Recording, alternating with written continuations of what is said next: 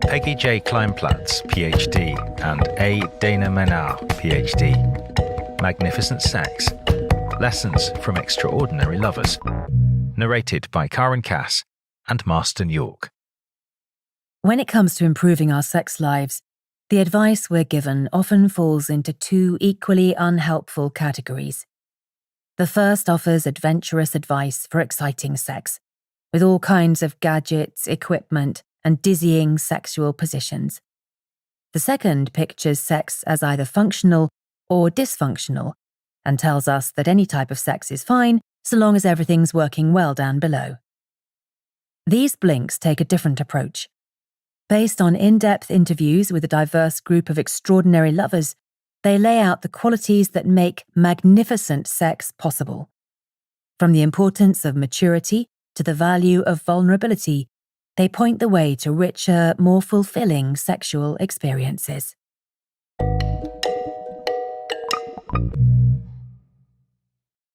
Blink 1 of 6. One of the most common reasons people visit sex therapists is to deal with low levels of sexual desire. That's no surprise. Whether it comes as a sudden change, has gradually declined over the years, or has always been an issue, low sexual desire is a thorny problem, especially when it comes to maintaining long-term relationships. But low desire isn't always baffling. Sometimes not wanting much sex can actually make sense. Think about it this way. If you lived someplace where the weather was always cold and dreary, you probably wouldn't fancy going to the beach very often. In the same way, if the only sex you're having is boring or unpleasant, having low sexual desire makes a lot of sense. The key message here is increase your desire by having better sex. It stands to reason that if bad sex can lower sexual desire, then better sex might just raise it. On the face of it, this seems pretty obvious, but it often strikes people as a revelation.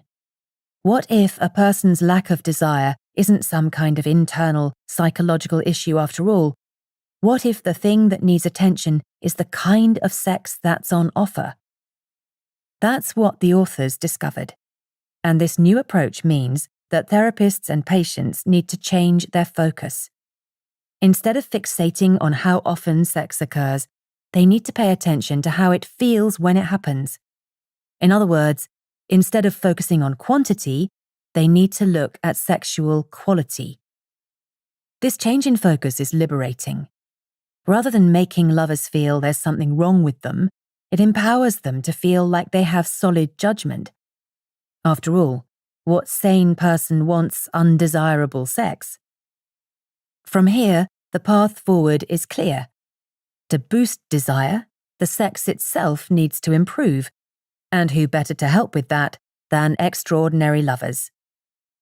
In the blinks to come, we'll draw on the insights of people who have remarkable sex and learn in detail how to cultivate a sex life worth desiring. Blink 2 of 6. So, you know that you want to improve your sex life, and you're not just aiming for decent or even satisfactory sex, you want it to be magnificent. But how do you know when you're approaching sex that is truly remarkable? Let's talk about what extraordinary sex actually feels like, as well as its defining characteristics. The author's research finds a few common threads. These elements don't all have to be present for the sex to be considered extraordinary, but in interviews with standout lovers, there were a few themes that came up time after time. Let's look at 3. The key message here is, during magnificent sex, lovers are focused, connected, and vulnerable. During conversations with extraordinary lovers, magnificent sex was described time and again as 100% engrossing.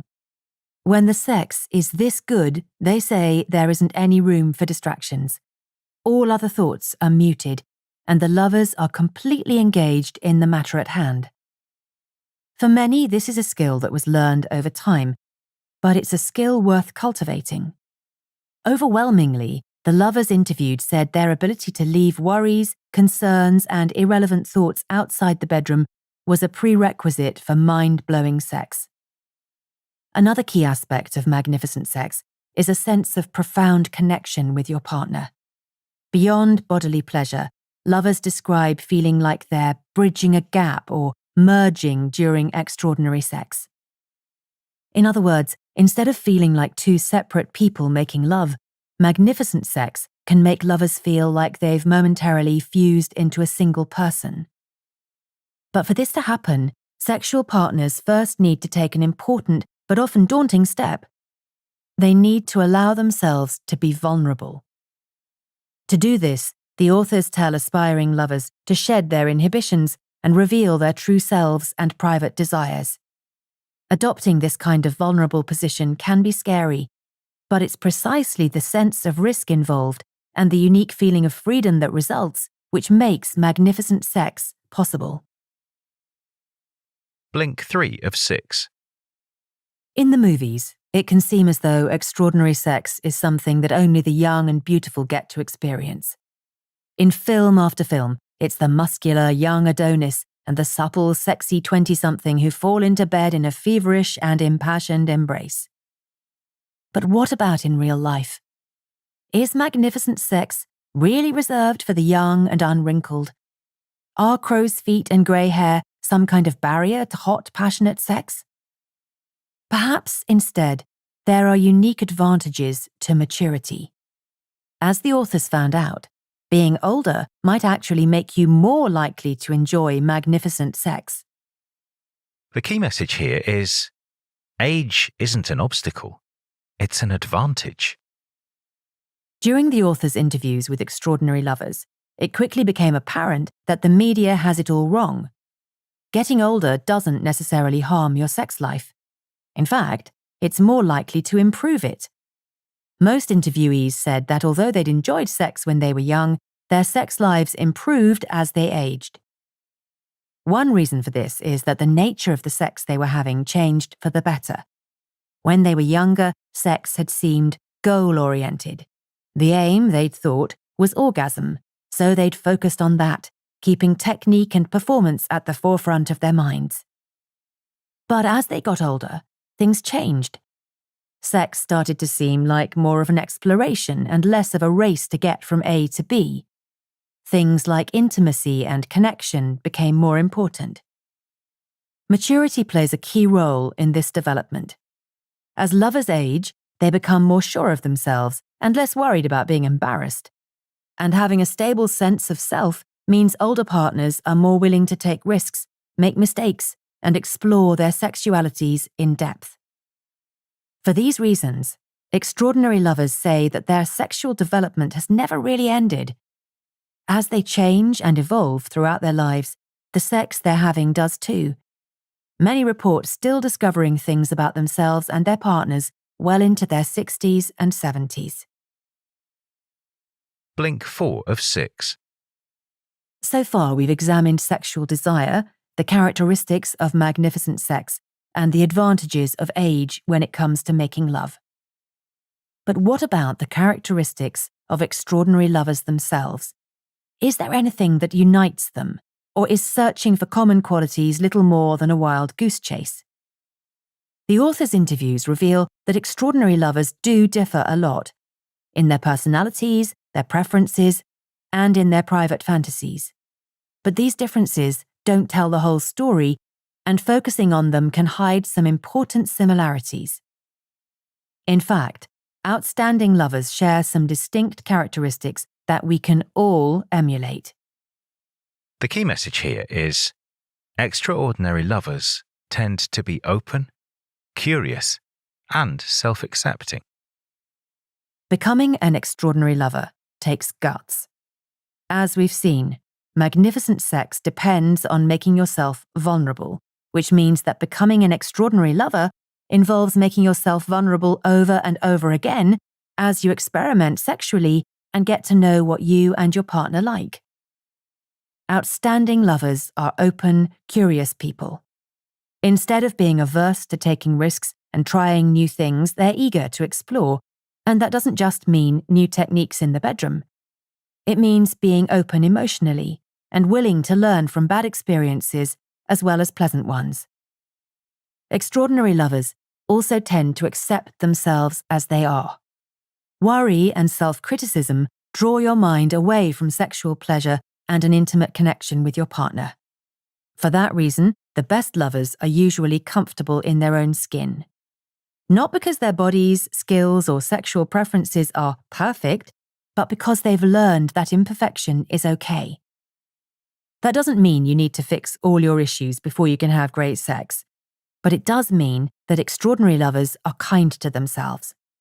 Over the years, they've managed to tone down their harshest self-criticisms, making magnificent sex possible along the way.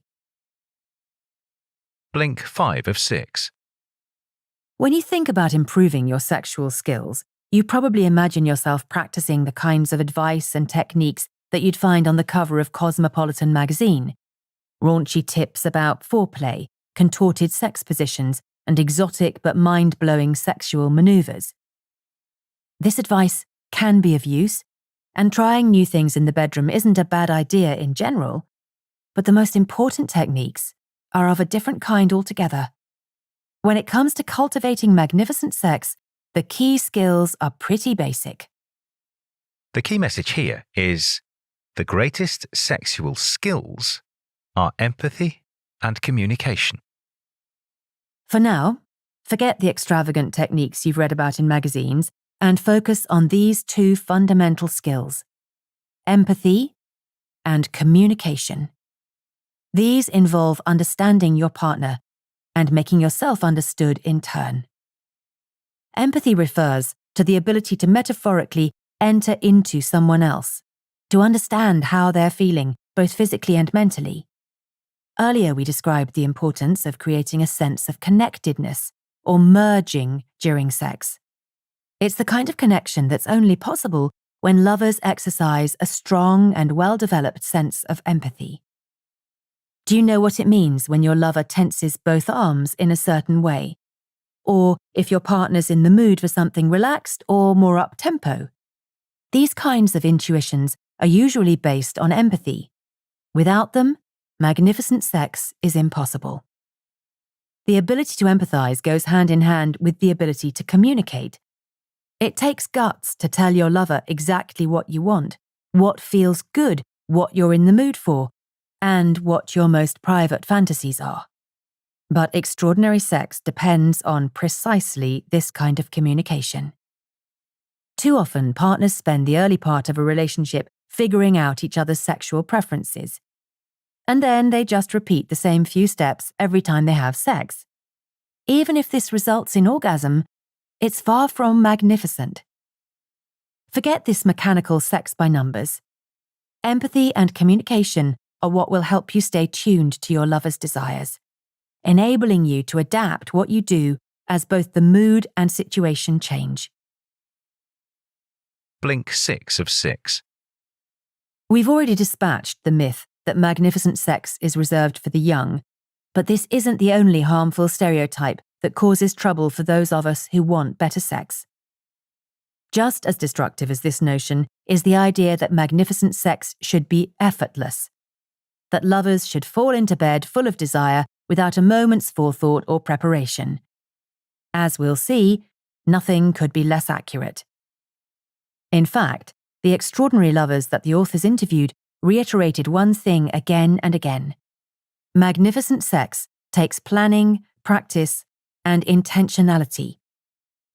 The key message here is magnificent sex doesn't happen randomly. It requires effort. Couples who visit sex therapists often say that they want great sex to happen naturally and spontaneously, like it did at the start of their relationship. Understandable, right? But on reflection, just how unplanned was that allegedly spontaneous early sex? Think about it like this. Before their date, each person probably spent a while choosing an outfit, perhaps cleaning their homes, preening themselves, and when they finally met, making witty and engaging conversation for a few hours. Their so-called spontaneous sex at the end of the night It was all day in the making. Later in a relationship, magnificent sex also takes preparation. But it's often preparation of a different sort. Rather than the kind of effort that went into planning dates in the early days, the authors suggest lovers direct their energy and attention to the types of skills and characteristics covered in these blinks. That means striving to be curious and open, learning to communicate and empathize with your partner, taking risks by being vulnerable, and learning to accept yourself as you are. All of these things require work, but don't let that daunt you. Instead, let it console you. After all, extraordinary lovers are made, not born, and the fact that these things require time and effort is proof that with patience, they can be learned. You've just listened to our blinks to Magnificent Sex by Peggy J. Kleinplatz, PhD, and A. Dana Ménard, PhD. The key message in these blinks is that if you want to have extraordinary sex, forget the gimmicks and focus on cultivating the right qualities. Becoming a magnificent lover means learning to be open and curious, taking risks and being vulnerable and communicating your deepest fantasies and desires. And here's some more actionable advice. Forget the date night rose petals. Although having magnificent sex requires effort, don't think that means you need to indulge every Hollywood cliché to stoke the fire of passion. If you actually like strawberries and candles in the bedroom, then go for it. But if not, preparing the environment for great sex might involve no more than tidying up the room and putting your kids to bed. Don't get distracted by frivolities. Well, before you leave, don't forget to subscribe to Books in Blinks and leave your thoughts in the comments section below. Also, check out the other titles in our playlist.